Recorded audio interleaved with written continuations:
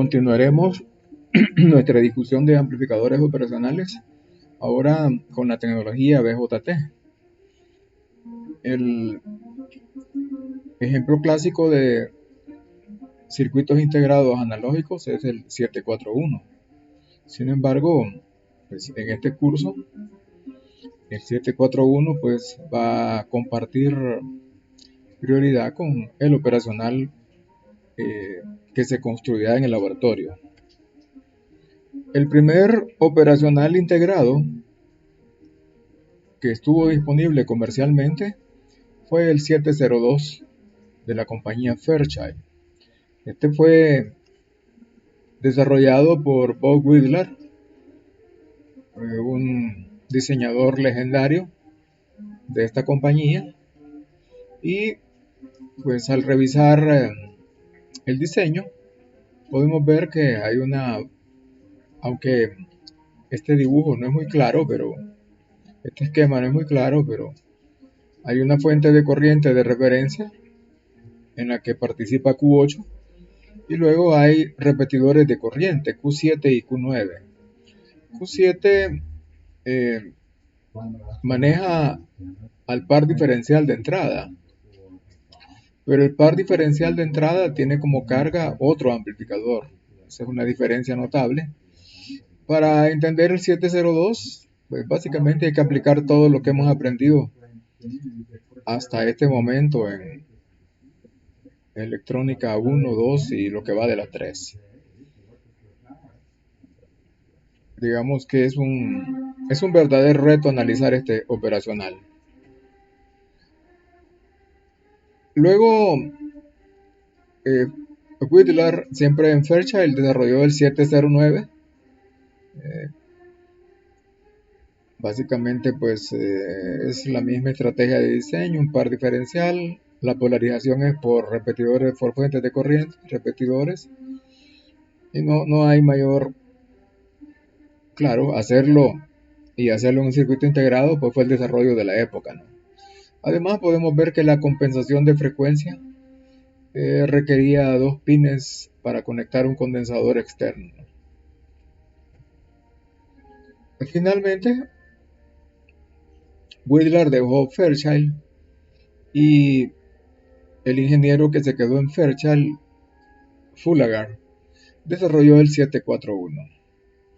Aquí está el diseño del 741. Básicamente pues hay dos etapas de ganancia. La polarización pues un poco más elaborada, pero básicamente digamos es el mismo diseño de los dos operacionales anteriores. Pero hay 3 excepciones notables. La primera es que la compensación de frecuencia se hace internamente con este condensador de 30 picofaradios. La segunda es que hay protección de cortocircuito, toda la zona en celeste es la protección de cortocircuito, por si algún usuario pues quiere hacer una travesura en la salida. Aquí está la protección. Y la tercera diferencia es que se hicieron, digamos, modificaciones en el diseño de la entrada para aumentar la impedancia de entrada. En el 741, pues la impedancia de entrada llegó hasta los 2.2 mega. Esto todavía no es un valor que se puede considerar ideal, pero ya es bastante bueno. Aquí vemos un circuito integrado del mundo real, cómo luce al observarlo, pues con algún microscopio o con un buen aumento, ¿no? Esta zona en azul es el amplificador diferencial. Estos son los pines de entrada. Esta es la segunda etapa de ganancia. La etapa de salida es esta zona celeste. La zona verde es la protección de cortocircuito. Y toda esta zona es el condensador de compensación.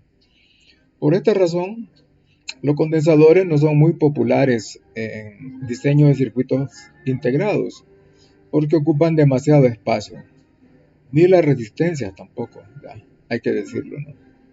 pero vemos que un solo condensador de 30 picofaradios ocupa todo este espacio. Por esta razón, el tamaño máximo de un condensador en un circuito integrado es 80 picofaradios, que ocuparía pues una porción mayor de este circuito.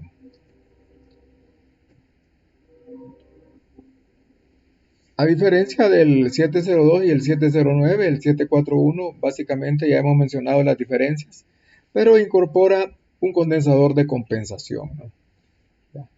Whittler no, digamos, se rehusó a usar ese condensador inicialmente, pero los usuarios que aplicaban estos operacionales, al aparecer una versión, el 741, que ya tenía un condensador de compensación interno y el usuario no tenía que hacer ningún cálculo, pues optaron por estos operacionales. Claro, hay que decir que también estos operacionales eran muy caros cuando aparecieron. Valían cientos de dólares cada operacional. Entonces, bueno, es difícil ubicarse hace más de 50 años, ¿no? Además, estos operacionales integrados entraron a competir en un mercado en el que todavía había amplificadores operacionales de tubos. El equivalente del 741 en la era de los tubos tenía este nombre, K2W. Era un operacional pues muy popular. Cuando se inició su producción en los años 50, costaba 22 dólares, de los años 50. ¿Ya? Si le aplicamos pues una tasa de inflación eh, normal, pues a mediados de los años 60, pues seguramente que ya valía por lo menos el doble, pero en todo caso no llegaba a los 100 dólares. En cambio, el 741 pues ya costaba varios cientos de dólares, ¿verdad? Era mucho más caro. Por esta razón, los que ya usaban, los diseñadores, los ingenieros que aplicaban este operacional con tubos, pues se negaban a dejarlo, ¿no? Con este operacional, pues se podían diseñar tanto computadoras analógicas como otros circuitos. Aquí tenemos el circuito, ocupa dos tubos 12AX7. Este tubo era famoso porque 12 es la tensión de alimentación. En algún lado hay que reducirlo, ¿no? Pero es la tensión de los filamentos, perdón. Es la tensión de los filamentos. Ya en este caso se usan unos filamentos de tungsteno que calientan el cátodo. Este es el cátodo de todos los filamentos. Y los cátodos emiten electrones. Si se polariza adecuadamente, pues el tubo, la placa usualmente está a un potencial relativamente alto. Hay que ver que estos operacionales se alimentaban con menos 300 y más 300 voltios, ¿no? Una notable diferencia de los operacionales que nosotros hemos usado, ¿no? Además, en algún lado se lograría ver pues que aplican el efecto Miller. Creo que este es el condensador Miller, pero tendríamos que verlo bien, ¿ya? Para compensación, para propósitos de estabilidad. Hay que decir que este operacional tenía una ganancia de 10.000, un producto de ganancia por ancho de banda de 300K. La impedancia de entrada pues son tubos. Los tubos básicamente se comportan igual que los MOSFET. La impedancia de entrada es infinita. Y la impedancia de salida pues podemos asumir que era adecuada. Bueno, este era el competidor de los operacionales eh, integrados, ¿no? En el 741, todos los... En el 741, aquí está, pues todos los transistores son básicamente iguales en términos de su tamaño. Esto quiere decir que el IS es básicamente el mismo. Es 10 a la menos 14 amperios para todos. El beta en los NPN, pues es un beta, una ganancia bastante mejorada. Beta es de 200, en cambio para los PNP es de 50, ¿no? Además, el voltaje early para los NPN es de 125 voltios y para los PNP es de 50. Decíamos que los transistores son iguales, pero con dos diferencias en el circuito. Este transistor muy particular, el Q13, la parte B tiene un IS que es el 75% del IS estándar, es decir, 0.75 por 10 a la menos 14 amperios. Y Q13A tiene un 25% del IS estándar, es decir, 0.25 por 10 a la menos 14. Esta es, digamos, es la polarización de la segunda etapa y de la etapa de salida. En la etapa de salida están los transistores de potencia, que son un poco más grandes que los transistores estándar de todo el integrado. Y en estos el IS es 3 veces el IS estándar de este circuito.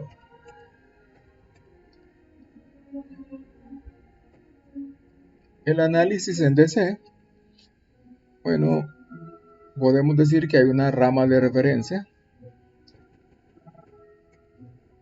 es esta.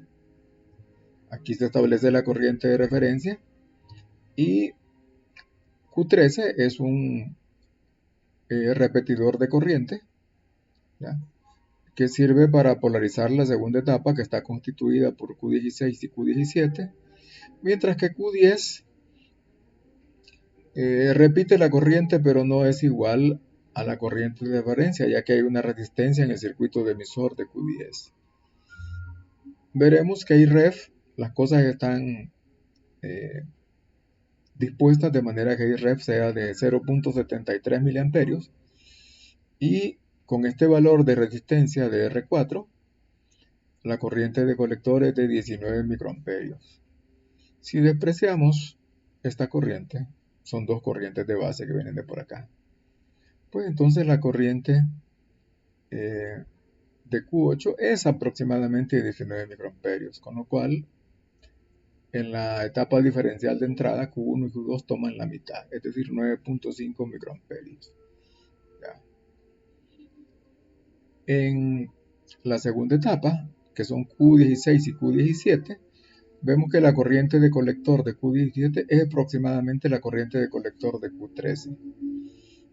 Si Q13 tiene una IS que es el 25% de la IS estándar y los voltajes, las tensiones emisor base son iguales, entonces esta corriente va a ser el 25% de la corriente de referencia, que es 730 microamperios.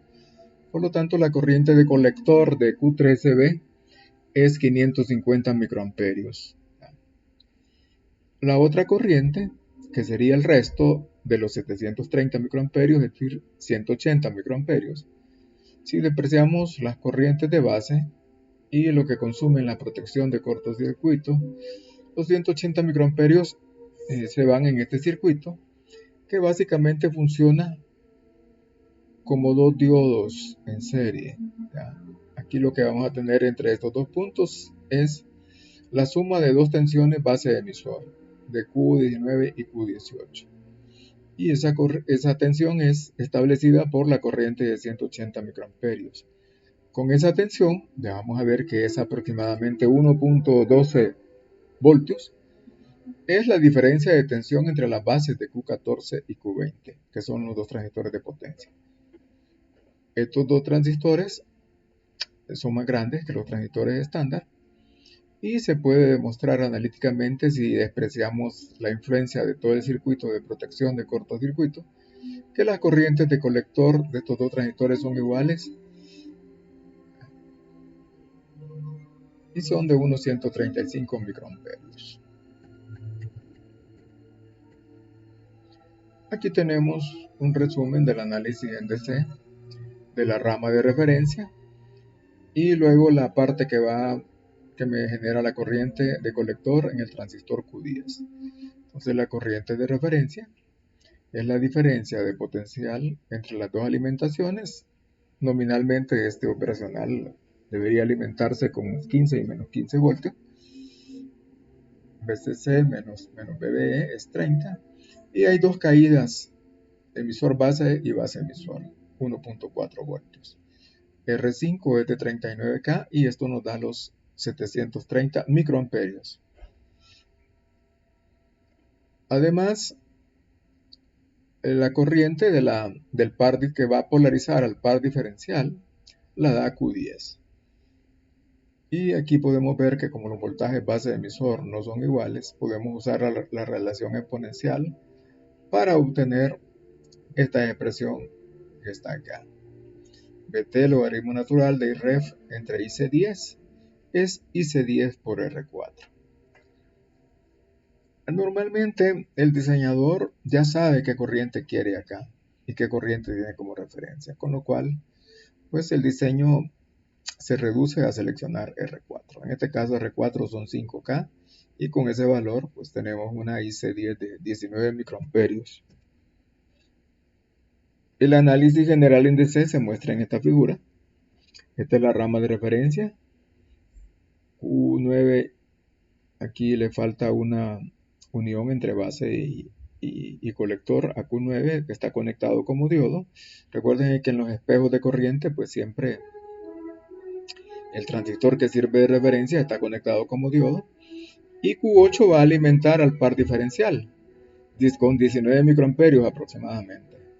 Quiere decir que cada transistor del par diferencial toma la mitad de esto, es decir, 9.5 microamperios. Aquí se ve, digamos, como el transistor Q13B se comporta como una fuente de corriente de 550 microamperios y Q13A es una fuente de corriente de 180 microamperios. Aquí está el análisis de la etapa de entrada. IC10 son 19 microamperios.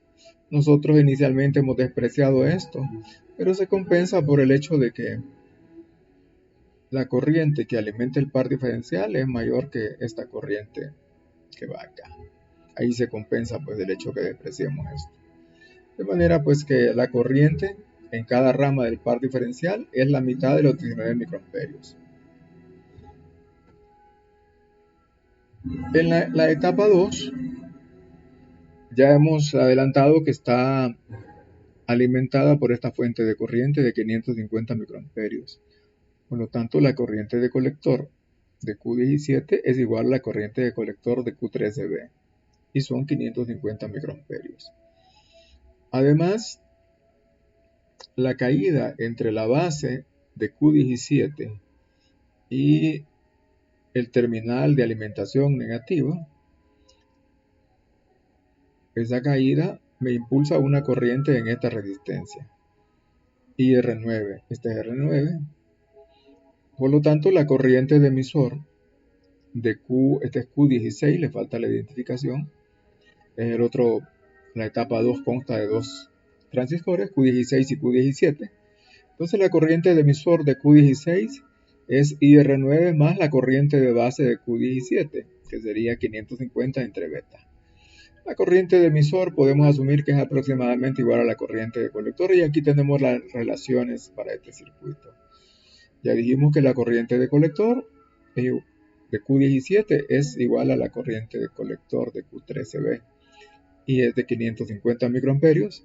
La corriente de emisor en Q17 es aproximadamente igual a la corriente de colector y R9 es la suma de las caídas en esta trayectoria entre R9. Aquí está. El voltaje base emisor de Q17 lo encontramos por medio de la relación exponencial y después de ver estos cálculos llegamos a que la corriente de colector de Q16 y la aproximamos a la corriente de emisor es aproximadamente la corriente de base de Q17 más la corriente en esta resistencia. Y esto nos da 16.2 microamperios. La etapa de salida, en este caso, es la excepción a la regla de que la polarización es siempre por repetidores de corriente.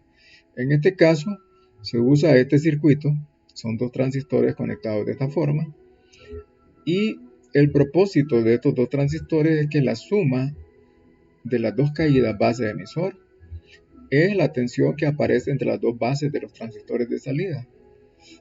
Entonces, con esa tensión programada por estos dos transistores, programamos la corriente de reposo de Q14 y Q20. Aquí tenemos el análisis, ¿ya? Puesto que la corriente en Q13A es el 25% de la corriente de referencia, son 180 microamperios. Inicialmente nosotros podemos asumir que esta tensión en Q18 son 0.6 voltios, con lo cual habría 15 microamperios acá en esta resistencia y sería prácticamente la corriente de colector de Q19.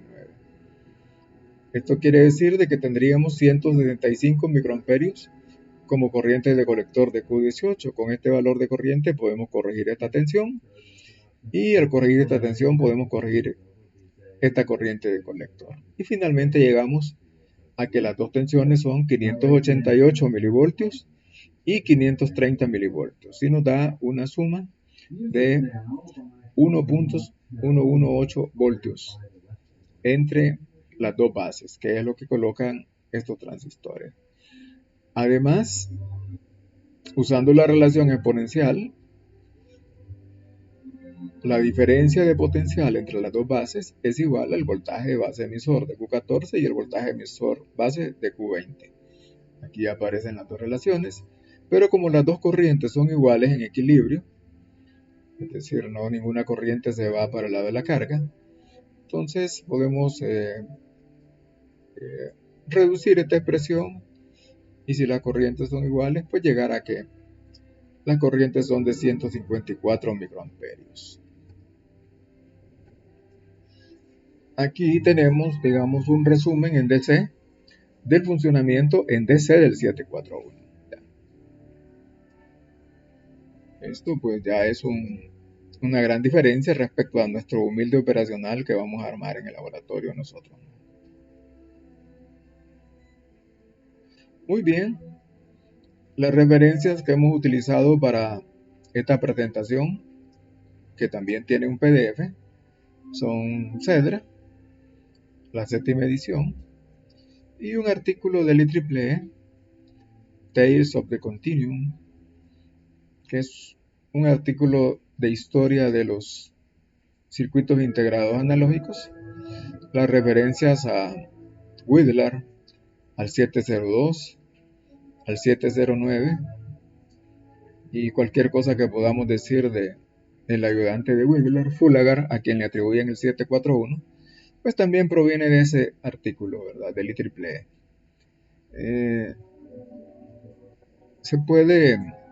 El artículo se puede ver en varios sitios, pero casi siempre hay que pagar.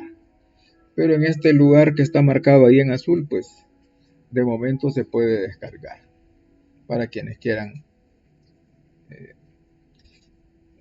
consultar directamente esta referencia histórica.